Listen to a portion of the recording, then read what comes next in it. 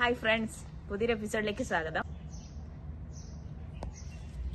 അപ്പോൾ നമുക്കിന്ന് അതിൻ്റെ കൂടെ തന്നെ നമ്മുടെ നരമ്പനും കൂടെ കിട്ടിയിട്ടുണ്ട്.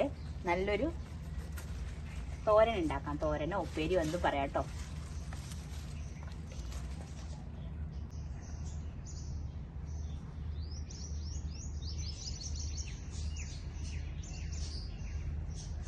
അപ്പോൾ ഇന്ന് നമുക്ക് കിട്ടിയിട്ടുള്ളത് കണ്ടല്ലോ, മത്തനും നരമ്പനും കൂടെ കിട്ടിയിട്ടുണ്ട്.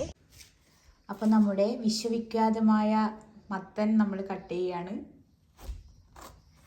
നല്ലൊരു ഉപ്പേരി ഉണ്ടാക്കാനാണ് ആദ്യം. അപ്പോൾ കട്ട് ചെയ്യാം.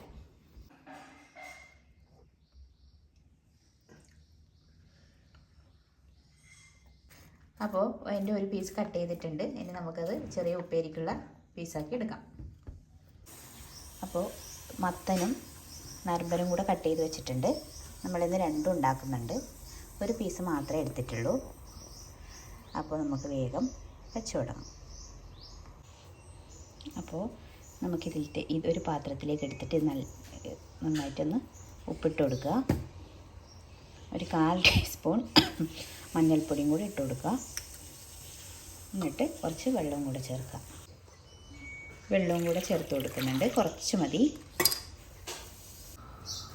നല്ലോണം ഒന്ന് തീയിൽ വെച്ച് വേവിക്കുക. അപ്പോൾ ഇതേ സമയത്ത് തന്നെ നമുക്ക് നരമ്പനും കൂടി ഉണ്ടാക്കി തുടങ്ങാം. അപ്പോൾ ആദ്യം കുറച്ച് ഓയിൽ ഒരു പാനിലേക്ക് ഒഴിച്ചു കൊടുക്കുക.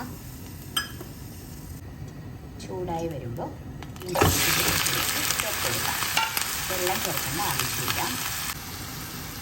എന്നിട്ട് ഉപ്പ് ആവശ്യത്തിന് ഇട്ട് കൊടുക്കുക. ഒരു 1/4 ടീസ്പൂൺ മഞ്ഞൾപ്പൊടിയും കൂടി ഇട്ട് കൊടുക്കുക. ഒന്ന് ചെറുതായി ഒന്ന് ഇളക്കി കൊടുത്തിട്ട് ഒന്ന് അടച്ച് വെച്ച് വേവിക്കാം. വെള്ളം ചേർക്കേണ്ട ആവശ്യം വരുന്നില്ല. അത് കണ്ടോ, കുറച്ച് വെള്ളം ചേർത്തപ്പോൾ തന്നെ നല്ലോണം വെള്ളമായിട്ടുണ്ട്. ഇതൊന്ന് വറ്റി വരട്ടെ. അപ്പോൾ നമുക്ക് തീ ഓഫ് ചെയ്യാം. പിന്നെ വെള്ളം ചേർക്കാത്തതിന് ഇത്രത്തോളം വെള്ളമായിട്ടുണ്ട്. അപ്പോൾ ഇത് നല്ലോണം വേവട്ടെ. എന്നിട്ട് നമുക്ക് വറുത്ത് പോരാം. അപ്പോൾ വെള്ളമെല്ലാം വറ്റി വന്നിട്ടുണ്ട്. ഇനി നമുക്ക് എടുത്തിട്ട് തേങ്ങ ഇട്ട് കൊടുക്കാം. അപ്പോൾ തേങ്ങ ചേർത്ത് കൊടുക്കുന്നുണ്ട്. കുറച്ച് വെള്ളം വറ്റാനുണ്ട്. അപ്പോൾ അതിലേക്ക് നമുക്ക് തേങ്ങ ചേർത്ത് കൊടുക്കാം. നല്ലോണം വെള്ളം വറ്റട്ടെ. അപ്പോൾ നമുക്ക് വറുക്കാനുള്ള ഇൻഗ്രീഡിയൻസ് കാണാം. കടുക്, വെളിച്ചെണ്ണ, വെളുത്തുള്ളി, കറിവേപ്പില, പിന്നെ ചുവന്ന മുളക് പൊടിച്ചത്. ഇത്രയേ വേണ്ടൂ.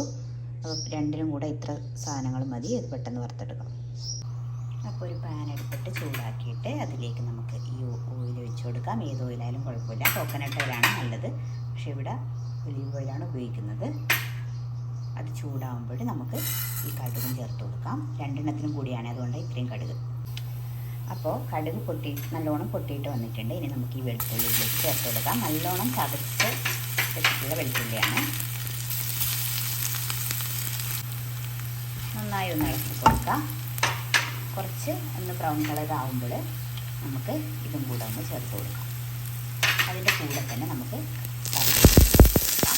അപ്പോൾ നന്നായിട്ട് മൂത്ത് വന്നിട്ടുണ്ട്. ഇതിലേക്ക് ചേർത്ത് കൊടുക്കാം.